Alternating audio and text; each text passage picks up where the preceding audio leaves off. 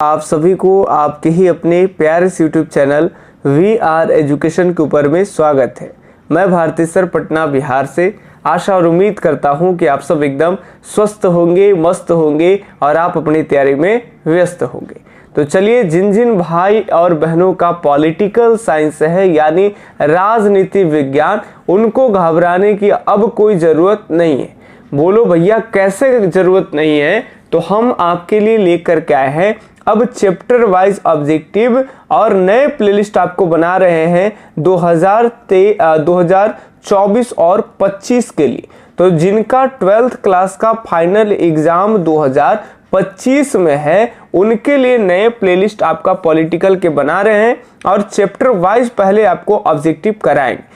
प्रत्येक chapter wise objective, पहले chapter 1, chapter 2 ऐसे करके सभी चैप्टर को कंप्लीट कराएंगे। उसके बाद आप फिर भुतलाएंगे, यादें आपसे अब नहीं रहेंगे, जहां तहां कंफ्यूजन होंगे तो टॉप 10 वीडियो लाएंगे जहां तहां से इंपॉर्टेंट प्रश्न और उसको फिर आपको कराएंगे। ठीक है, चलिए तो बेहद आसान कर देंगे। आप घबराइए मत, केवल प्लेलिस्ट को फॉलो करिए, पार्ट 1 पार्ट 2 के वीडियो को देखिए। पहले चैप्टर वाइज खत्म कर देंगे, फिर उसके बाद जहां तहां से ऑब्जेक्टिव लाके आपको रिवीजन करा देंगे। ऑब्जेक्टिव पे कोई किसी तरह की दिक्कत आपको नहीं होगा। ठीक है, चलिए तो ये आपका फर्स्ट चैप्टर हो गया है। अब पहले ये दूसरे चैप्टर हुआ करता था, दो ध्रुवीयता का अंत। पहले चैप्टर हुआ करता था पहला शीत युद्ध का अंत, और शीत युद्ध के अंत से ही दो ध्रुवीयता का अंत जो चैप्टर है वो रिलेटेड है। तो घबराइए मत, यहाँ जो समझाएंगे ना तो वहां की भी बातें आपको समझाते चलेंगे। ठीक है, ये बातें आप समझ में आ गई आपको। अब इस चैप्टर में हम टोटल आपको 37 ऑब्जेक्टिव क्वेश्चन बनाए हैं, जो आपके लगभग 12, पहले में आज हम 13 प्रश्न आपको कराएंगे। यह हो सके कि आज 12 ही प्रश्न कराएंगे और अगले में किसी में 13, यानी एक एवरेज मान के चलिए कि 12-12 का रेशियो लेकर के छोटे छोटे 3 वीडियो क्लास में आपका ये चैप्टर आराम से कंप्लीट कराएंगे। ठीक है, चलिए और बच्चों को बता दें कि जो भी एनसीईआरटी का थ्योरी, ऑब्जेक्टिव, सब्जेक्टिव एक साथ लेना चाहते हैं, ठीक है, तो वो हमारे नंबर पे कांटेक्ट कर सकते हैं। 8825376551 ये नंबर है। ठीक है, इसी से व्हाट्सएप वगैरह सारा कुछ है, आप इससे कनेक्ट हो सकते हैं। चलिए आज के हम पहले सवाल की तरफ में देखते हैं, और पहला सवाल आपका है भाई कि क्यूबा संकट किस वर्ष उत्पन्न हुआ? बताइए, क्यूबा संकट जो है वो किस वर्ष उत्पन्न हुआ था? ऑप्शन 1 है आपके सामने, आराम से। ठीक है, ऑप्शन 1 है 1960 ईस्वी, दूसरा है आपके 1961 ईस्वी, और तीसरा है आपके 1962 ईस्वी। ये कुछ नहीं है, मिस्टेक से ये टाइप हो गया। ठीक है, 1962, और तीसरे हैं आपके 1963। ठीक है, तो क्यूबा मिसाइल संकट कब हुआ था? आप सब जानते हैं 1962 ईस्वी में क्यूबा मिसाइल संकट हुआ था। आप पढ़े थे ना, प्रशांत महासागर में जहाज के रास्ते जो है वो सोवियत संघ वाले क्यूबा के यहाँ मिसाइल भेज रहे थे, और इसकी बात की खबर अमेरिका को 3 हफ्ते बाद पता चला था। कितने हफ्ते? 3 हफ्ते। ये भी सवाल पूछ लिए जाते हैं। ठीक है, चलिए उस समय निकिता क्रुश्चेव जो थे वो कौन थे भाई? तो वो सोवियत संघ के राष्ट्रपति थे। ठीक है, तो आपको कमेंट में करके बताने हैं कि तो अमेरिका के राष्ट्रपति कौन थे। ठीक है, चलिए बाकी अगले सवाल। सोवियत संघ का विघटन कब होता है? सोवियत संघ का विघटन कब होता है? 1990 में, या फिर 1991 में, 1992 में, या फिर 2006 में? फटाफट से सही जवाब आप देते चलेंगे।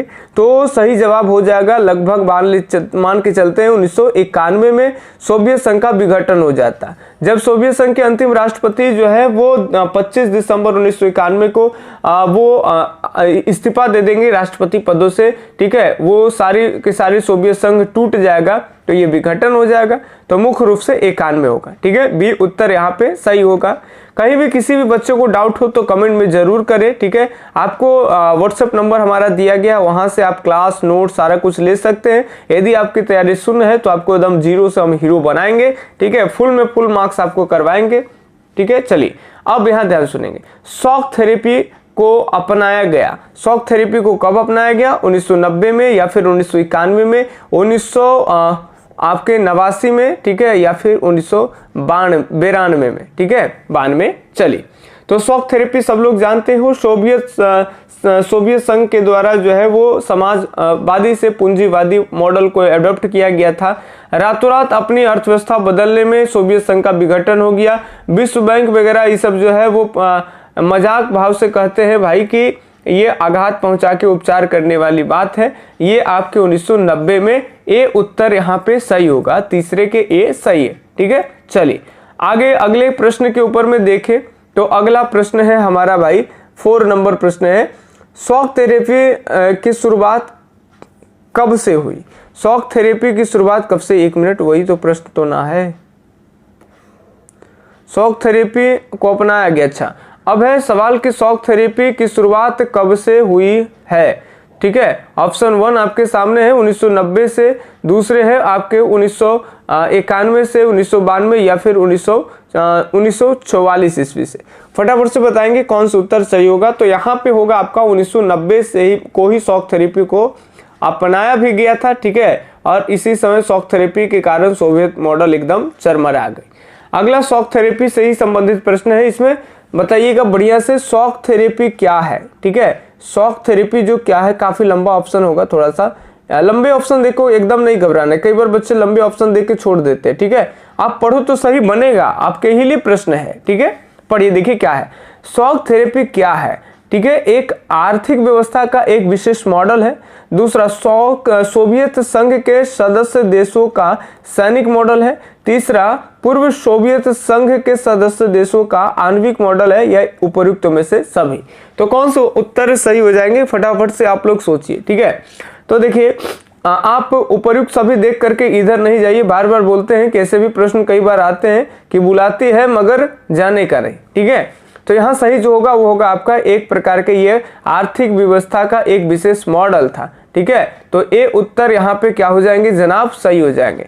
5 में अब हम छठे प्रश्न के ऊपर में बात करते हैं। तो छठे प्रश्न है यहाँ पे सोवियत संघ के अंतिम राष्ट्रपति कौन थे? बोरिस एल्त्सिन, मिखाइल गोर्बाचेव, क्रुश्चेव यानी निकिता क्रुश्चेव, या फिर ब्रेजनेव। ठीक है, कौन से सही उत्तर हो जाएंगे? तो सोवियत संघ के अंतिम राष्ट्रपति सब लोग जानते हैं मिखाइल गोर्बाचेव है। ठीक है, ये इस्तीफा दे देंगे, सोवियत संघ के अंतिम राष्ट्रपति होंगे। इसके बाद सब अलग अलग टूट जाएगा। ठीक है, जितने 15 गणराज्य देश थे अलग अलग टुकड़ों में बढ़ जाएंगे। इसमें से एक प्रमुख देश निकल के आ जाएगा रूस, और रूस के जो पहले राष्ट्रपति होंगे वो है आपके बोरिस एल्त्सिन। जो है ये उत्तर में देख रहे हैं ना, बोरिस एल्त्सिन, वो रूस के पहले राष्ट्रपति हो जाएंगे, और सोवियत संघ के अंतिम राष्ट्रपति होंगे मिखाइल गोर्बाचेव।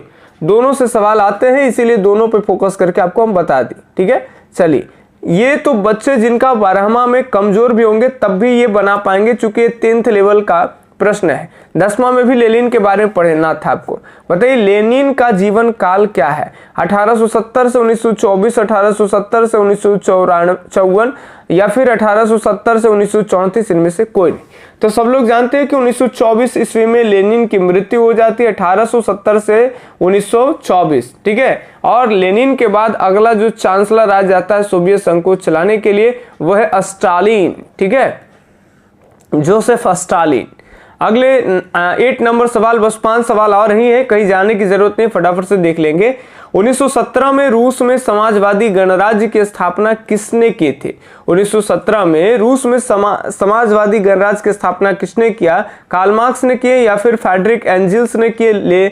यहाँ लेकिन नहीं, लेनिन है। ठीक है, या फिर आपका स्टालिन ने किया? फटाफट से आप बताएंगे कौन से उत्तर सही हो जाएंगे।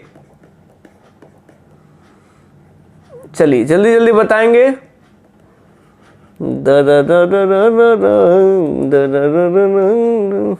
सही जवाब आप लोग कमेंट में करते रहिए फटाफट से। चलिए 1917 में रूस में समाजवादी राज्य की स्थापना कब किसने की? तो आप सब जानते हो लेनिन ने की। 1917 रूसी क्रांति 1917 रूस की क्रांति हुई, लेनिन वहां समाजवाद की स्थापना कराया। 1922 में 15 गणराज्य देशों के साथ मिलाकर करके और सोवियत मॉडल तैयार किए गए, सोवियत संघ। ठीक है, चलिए बर्लिन की दीवार का निर्माण कब हुआ था? 1961 में, या फिर 1965 में, 1970 में, या फिर 1975 में? तो बर्लिन का जो दीवार था वो 1961 ईस्वी में उसका निर्माण किया गया था। ये 150 किलोमीटर लंबा दीवार था। ठीक है, और ये इसका समय काल कब तक चला? 28 वर्षों तक। ठीक है, 61 में बना और 28 साल जोड़ लीजिएगा, लगभग आपके 1989 आ जाएंगे। इतने में पूर्वी जर्मनी की आम जनता ने 1989 ईस्वी में क्या कर दिए? इसे विध्वंस कर दिए। ठीक है, आम जनता ने इस दीवार को गिरा दी। चलिए अगले सवाल ध्यान से सुनेंगे, थोड़ी थोड़ी डिस्क्रिप्शन सब आपको याद कराते चल रहे हैं, क्योंकि जो पढ़ के आप छोड़ दिए हैं आप भूल न जाए, ठीक है। चलिए, बर्लिन दीवार का प्रतीक है, बताइए बर्लिन दीवार प्रतीक किसका है? शांति का है या फिर विकास का है, उग्रता का है या फिर सहयोग का है? तो बर्लिन दीवार जो है वो प्रतीक है किसके लिए? तो उग्रता के लिए। शीत युद्ध का प्रतीक माना जाता है बर्लिन का दीवार। ये शांति के लिए नहीं, विकास के लिए नहीं, सहयोग के लिए भी नहीं, ठीक है। चलिए अगले सवाल 11 नंबर, बस एक ही सवाल और बच रहे हैं, इसलिए कहीं जाने की जरूरत नहीं है, आराम से वीडियो पूरा देखिए। हाँ, और बार बार कहना नहीं पड़े, ठीक है। ना इंसाफी हमारे साथ एकदम नहीं आप करिएगा, एक लाइक जरूर करिएगा आप लोग, ठीक है। लाइक नहीं करते एकदम ना इंसाफी आप लोग करते हैं। बताइए बर्लिन की दीवार की लंबाई कितना है? अभी जस्ट बताए हैं, इसीलिए डायरेक्ट आपको उत्तर ही बता दे, 150 किलोमीटर जो है वो बर्लिन की दीवार की लंबाई थी, ठीक है। एक सवाल आज का लास्ट प्रश्न, बताइए ब्रेजनेव किस देश के राष्ट्रपति थे? अमेरिका के राष्ट्रपति हैं, इंग्लैंड के हैं या फिर सोवियत संघ के या फिर चीन के? तो ब्रेजनेव जो है वो आपके सोवियत संघ के है, सी उत्तर यहाँ पे सही है। तो ये आज हम फर्स्ट चैप्टर के चैप्टर 1 जो पॉलिटिकल था इसका हम आपको 12 क्वेश्चन कराए, 12 में बताइए कि कितना आपका सही हुआ है एकदम ईमानदारी से, ठीक है। बाकी सीरीज को लाइक कर दीजिए, चैनल अभी तक सब्सक्राइब नहीं किए हैं तो 25 में जिनको जिनको एग्जाम देना है फाइनल, वो चैनल सब्सक्राइब कर लीजिए। और आपके सभी चैप्टर के आर्ट्स में सभी चैप्टर के चैप्टर वाइज ऑब्जेक्टिव जो है वो नए सिरे से प्लेलिस्ट बना करके यहाँ पे डाले जा रहे हैं, ठीक है। बाकी किसी भी तरह के अगर हमारे से भी त्रुटियां हो, आपकी कोई सुझाव हो तो आप जरूर कमेंट बॉक्स में आप अपनी राय लिखें। बाकी मिलते हैं अगले दिन अगले वीडियो सीरीज में, तब तक के लिए धन्यवाद। जय हिंद, अल्लाह हाफिज, आपका दिन शुभ हो, राधे राधे।